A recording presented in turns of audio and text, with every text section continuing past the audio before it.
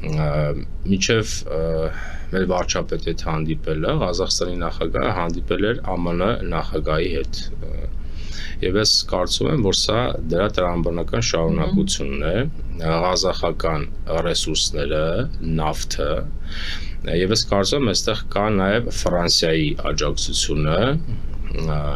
միջուկային էներգետիկայի հետ կապված Հայաստանը դառնում է տարանցիկ պետություն, մեր կապուղիները դառնում են տարանցիկ կապուղիներ եւ հետեւապես սա է, որ Ղազախստանը ԱՄՆ-ի եւ Ֆրանսիայի հետ հետաքրքրված է մեր կապուղիներով։ Եվ ըստ հետեւապես այստեղ ինչ կա հատուկ թուրանականության ճանապարհը բացելու եւ թուրանի մեջ ճզմվելու, որտեղ է։ Ուզում հասկանալ, էլի, այսինքն գիտեք ոնց է մի հատված կա Հայաստանում եվրոպական արտաքինով հավանաբար մի հատվածն է ռուսական իհարկե կողմնորոշմամբ աշխատում է ամերիկյան ուղղության դեմ գովերքելով Եվրոպան, բայց թակից ամերիկյան ուղղության դեմ են աշխատում եւ ձևական պատերվակներով Թուրանը, ինչ Թուրան, որտեղ է այստեղ Թուրան։ Ես բոլորին հարց եմ տալիս, էլի։ Եթե օրինակ Թուրքիան որոշեց այդ Թուրանը ստեղծի, Հայաստանի ուժի բանն է դա կանգնեցնելու։ Հայաստանը կարող է դա կանգնել 90 միլիոնից պետություն կարող է։ Այսինքն ինչ տափակաբանություն է, էլի։ Նայեք, պարզապես այդ թուրքական վտանգը, Թուրքիայի լեշը անընդհատ կա։ Թուրքական սպառնալիքով չթույլատրել Հայաստանին ելք որոնել։ Իսկ ընդհանրապես նայեք, պետությունները չեն առաջնորդվում հույզերով։ Եթե հայությունը շարունակեց առաջնային դիտել իր հույզերը, ինքը կտապալվի պետականաշինության մեջ։ Եթե հաղթարի իր հույզերը լինի ռացիոնալ մտածողությամբ, քաղաքականություն դիտի առաջնային է, ինքը շատ բաներ կհաղթարի։ Հիմա Թուրքիայի թշնամանքը կա, ճիշտ է, բայց պետությունը թշնամանքով չէ շարժվում, պետությունը շարժվում պետական շահով։ Երկրորդ աշխարհամարտից հետո սովետական միությունը եւ Գերմանիան հարաբերություն չեն ունեցել են, չէ՞, բայց սովետական միությունը ջնջխել էր Գերմանիային, որի պատճառ ինքը օբյեկտիվ պատճառ նաև ուներ։ Բայց հարաբերություն ունեն, թե չէ, պետությունները այդպես չեն աշխատում։ Այսինքն հիմա իսկ իրականում այստեղ Թուրանի խնդիր չկա։ Ընդհանրապես Թուրանի խնդիր չկա։ Եթե Հայաստանը հակառակով գործի օրիենտացիաներ դեմ տա այս տարածաշրջան, այդ ժամանակ կարող է հազար ու մի խնդիր առաջանալ։ Իրենց ուզածը դա է, նայեք, էլի տեսեք, եկել ենք ինչ որ խնդիրներից հետո կանգնել ենք պետականաշինության հարցի առաջ, էլի հին տենդենսներ գլուխ են բարձրացել, կողմնորոշվի։ Արևմտամ է տեղի, Ուդմուրտամ է տեղի, Ամերիկամ է տեղի, մեկը Վիլսոնն է գրկել, ասենց ասում է եվրոպական ուղղությունը սխալ է, Վիլսոնով գնացեք դեպի Ամերիկա։ Իբր Բայդենն էլ Վիլսոնի մասին չգիտի, ինքն է ասել Բայդենին կամ Թրամփին։ Այն մեկը ասում է Ամերիկան վատ է, Եվրոպա գնացեք, Թրամփը վատ է, շարը քցել են Թրամփի վրա։ Տեսեք ինչ վտանգավոր չասեմ, բայց նենք բան կա արածների մեջ։ Այստեղ հո Թրամփը չի։ Այդ Թրամփի ուղին հո Թրամփի ուղի չի, ձևականորեն այդպես է։ Դա Ամերիկայի ներկայությունն է, բայց ինչ են ասել, ասել է շարը քցեք Թրամփի վրա, Թրամփին վարկապեկեք, որ այս process-ը ջրեք գնա։ Էս էլ էս նենգությունը կա տակը։ Իրականում հայության ես եկեք օբյեկտիվ լինենք։ Երբևէ Հայաստանի Հանրապետություն ունեցել է այնպիսի հնարավորություն, որ այստեղ աշխարհի գիգանտը գա, տարածաշրջանում ներկա լինի եւ կապուղիներով հետաքրքրված լինի։ Պետք է օբյեկտիվ լինենք, էլի։ Բացապես հարցը գիտեք ո՞րն է։ Իհարկե նախ այդ մտածողությունն է վատ, օրիենտացիաների մտածողությունը։ Մեր արտաքին կողմնորոշումները նաև բերվել է մեր ներքին կյանք։ Ներքին կյանքն էլ է պարակտումի։ Մենք պարակտված հասարակություն ենք, այս օրիենտացիոն մտածողությունների մեջ։ Օրիենտացիոն մտածողությունը չի թողում հայությանը կենտրոնանալ պետական շահի գիտակցության վրա։ Եվ մեր մոտ պետական շահը թույլ է, գիտակցումը թույլ է։ Եթե դուք պետական շահի գիտակցում չունեք, դուք դառնում եք օրիենտացիոնիստ։ Դառնում եք արևմտամետ, դառնում եք ռուսամետ, դառնում եք չգիտես ինչա մետ։ Էս էլ բերել են մեր ներքաղաքական կյանք, հասարակությունը պարակտել են սրանով։ Էս էլ լավ բան չի։ կողմնորոշումները մեզ համար վտանգավոր են։ Մենք Իսրայել օրուց այդ կողմնորոշումը կա, այդ հիպնոզը կա, հայության հայացքը մնացել է դրսում, չի գալիս կենտրոնանա պետականաշինությամբ զբաղվի։ Իսկ այստեղ իրականում ել եմ ասում, իսկ եթե աշխարհագրորեն նայեք,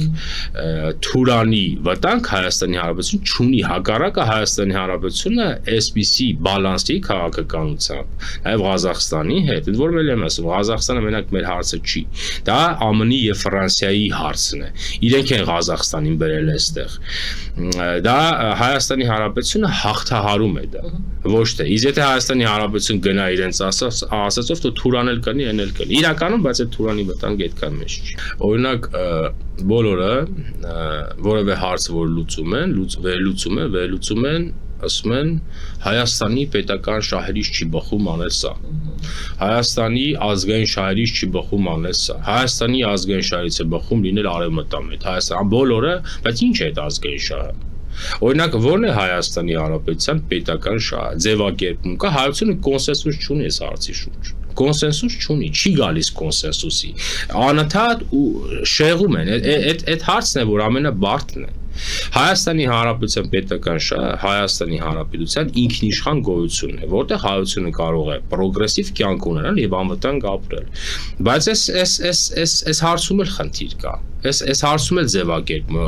Տեսեք, ամեն ինչ հայությունը քննարկում է պետական շահի շրջանակներում։ Ասես գնաց ենթադրենք Ալիևին, ասենք բարևեցին կամ Ղազախստանի նախագահին, ասա պետական շահին դեմ է։ Պետական շահը կառուցվածք ունի։ Կա գլխավոր շահ, կա երկրորդական շահ, կա իրադերային շահ։ Տեսեք, բայց հայությունը ցանկացած երևույթ կարող է իրադերային շահ է։ Բերում է պետական շահի շրջանակներում է քննարկում, որտեղ տեսականորեն հարցը լավ չգիտենք։ Բայց նաև այս մեր օրիենտացիոն քաղաքականությունը մեզ չի բերում, չի թողում, որ մենք գանք կոնսենսուսի վերջը ձևակերպենք մեր պետական շահը, գնանք առաջ։ Օրինակ իշխանությունը ձևակերպում ունի, իրական Հայաստանի գաղափարն է, իրենց համար պետական շահը դա է, իրական Հայաստանի գաղափարը ընդունելն է։ Դա տեսակետ է, որը կարող եք ընդունել, կարող եք մերժել։ Բայց դա իրենց առաջարկն է, Հայաստանի պետական շահը ձևակերպված է որպես իրական Հայաստանի փիլիսոփայություն, գաղափարախոսություն, որը սխալ բան չի, ասեմ ձեզ, ընդհանրապես պետությունները ինչ են գալիս ինչ որ գաղափարի հո չեն գալիս, որովհետև իրենք շատ են սիրում դա, հո չեն գալիս, որովհետև այտենց է հարմար, այլ հաշվում են, հաշվարկ է սա։ Տարբեր պետություններ եւ իրական Հայաստանի գաղափար առիթ ունեցել եմ ասել իմ ելև ասում, մեզ համար նոր բան չի։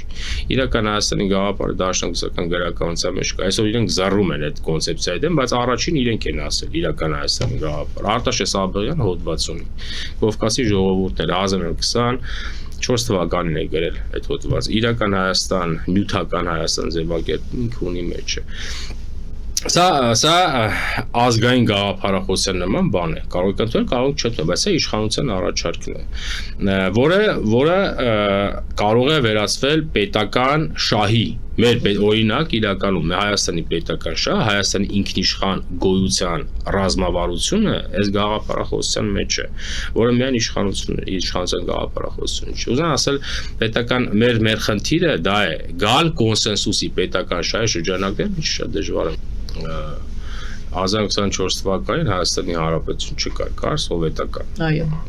Որից բան չէր մնացել, բացկատել են, մնացել էր այսօրվա 29000-ը մոտավորապես, մի 1000 կիլոմետր ավել պակաս։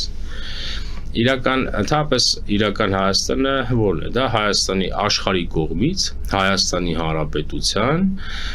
իրական գոյությունը, իրական սահմաններով գոյությունը ընդունելու փաստն է։ Օրինակ, ինչու է աշխարհը եկել հանկարծ մեր կապուղիները գնահատել, ինչու է ԱՄՆ հայտնվել, որովհետև եթե Հայաստանի Հանրապետությունը դներ այլ բաներ իր քաշից ծանր հարցեր, ես պետք է բերեմ, որը միգուցե մեր երազների մեջ է, այս պետությունները չեն գալու, իրենք դաշնակից են այսօրվա Հայաստանի Հանրապետության տարածքին, եւ իրական Հայաստանը այսօրվա կարող է 4000 տարի հետո լրիվ ուրիշ Հայաստան լինի իրական Հայաստանը, բայց այս պահին տեսեք Հայաստանի Հանրապետության ինքնիշխան գոյության միակ գրավականը Հայաստանի Հանրապետության այս տարածքը միջազգայինորեն ընդունել տալն է, որովհետև սա էլ է դժվար է, այս էլ չեն ընդունում։